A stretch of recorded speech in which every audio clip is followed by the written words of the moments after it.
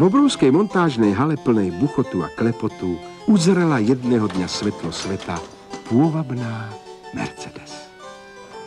Zamrkala chromovanými reflektormi, srdce jej tiež spoľahlivo naskočilo, nuž v pravidelnom štvortaktnom rytme prešla továrenskou bránou. Bravúrne prešla serpentínami až do údolia, kde zastala na dôležitej životnej križovatke. Ako správna mladá dáma zamierila rovno do mesta umenia, módy a elegancie, do Paríža.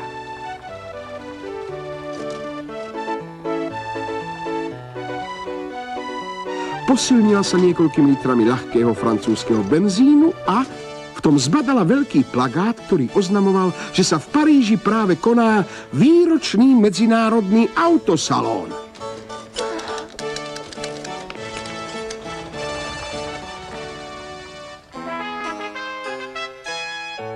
Práve sa čakalo na vyhlásenie najkrajšieho modelu roka. Všade sa pošuškávalo, že nádejným favoritom je luxusné Alfa Romeo, športový 8-valcový kabriolet. Jeho 80 koní pod kapotou vraj dosahovalo závratnú rýchlosť až 150 km za hodinu. Mercedes prifrčala v bujarej nálade a zaparkovala tak bravúrne, až to všetkým vyrazilo dých. Videli ste? No tá má ale švih. Aká istota v zákrute a neuveriteľne krátka brzdná dráha. Mercedes ani netušila, akú vzbudila senzáciu.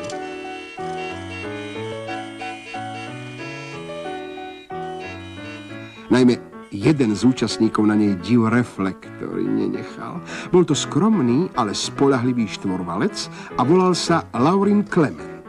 Ako náhle už zbadal, motor pod kapotou sa mu rozbúšil a vzdychol: Mercedes musí byť moja. To už amplióny ohlasovali víťaza. Mercedes neverila vlastným ušiam, keď sa ozvalo jej meno. Všetci plesali nadšením, len Alfa Romeo zlostne zaškrípal brzdami. Už sa videl na prvom mieste a teraz mu spľasli gumy. Na mosúrene zatiehol strechu a tlačil sa k východu. Mercedes vyšla z autosalónu v úžasnej nálade. Nevšimla si, že sa za ňou nesmelo pohol Laurin Clement s túžbou aspoň sa k nej trošku priblížiť. Na námestí Svornosti na ňu zrazu kto si výhražne zatrúbil. Mrkla do spätného zrkadla a jasné, bol to Alfa Romeo. Hrozivo zablískala reflektormi, Mercedes strpla od strachu. Blížili sa ku križovatke. Na semafóre už naskočila červená, ale Mercedes ešte rýchlo pridala plyn. Alfa Romeo to už nestihol, nervózne podupával pred križovatkou a sypel od zlosti.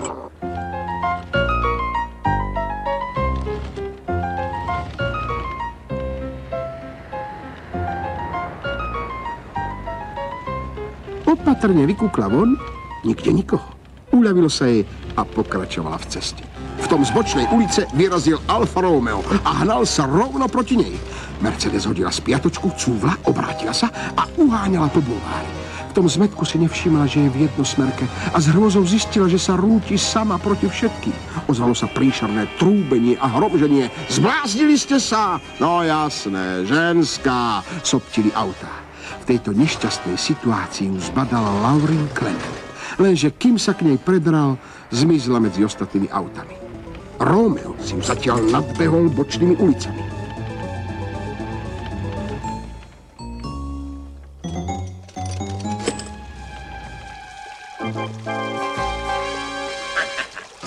Mercedes sa dala znovu na útek. Triedila po chodníku okolo fontán cez park, až sa ocitla na nábreží. Tam ju Alfa Romeo dohonil a Mercedes sa už videla utopená v Séne. Ale nevzdala sa a nebezpečný úsek prešla po 2 kolesách.